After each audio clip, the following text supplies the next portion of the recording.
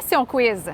Quel élu municipal est payé près de 200 000 par année à Québec? C'est le maire de Québec, Bruno Marchand. Le maire de Lévis, Gilles Laulier, est pas très loin derrière. En fait, la rémunération des élus est très différente d'un endroit à un autre. Les maires de Saint-Augustin-de-Desmaures et de l'ancienne Lorette, par exemple, sont dans une tranche semblable, mais dans les plus petites municipalités, ça descend très rapidement.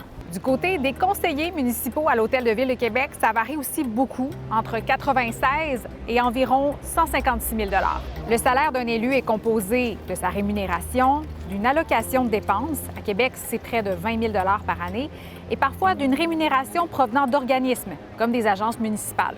OK, mais qu'est-ce qui détermine le salaire d'un élu municipal? Ce sont les élus eux-mêmes qui fixent leur propre salaire au conseil municipal.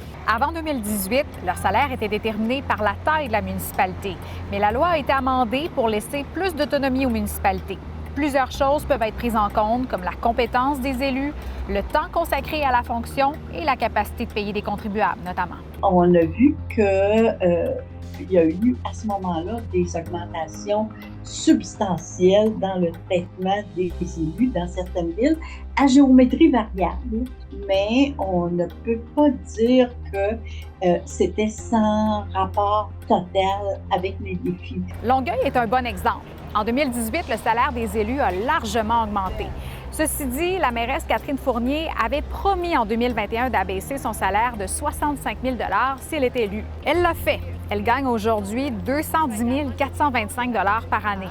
Et récemment, les salaires des conseillers municipaux ont aussi été revus à la baisse. La raison? Être plus cohérent avec la rémunération en vigueur dans les autres grandes villes notamment. La question que vous risquez de vous poser à ce stade-ci, c'est est-ce qu'on les paye trop?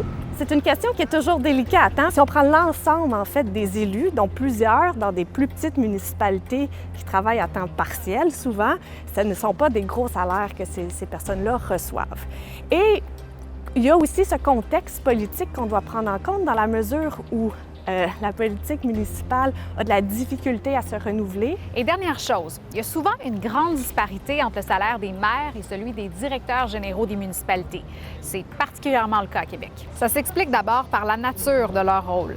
Un maire est un élu qui décide des orientations politiques, tandis qu'un directeur général est un cadre administratif qui les met en œuvre. Il faut donc comparer leur salaire avec des échelons de traitement des sociétés publiques et parapubliques, par exemple.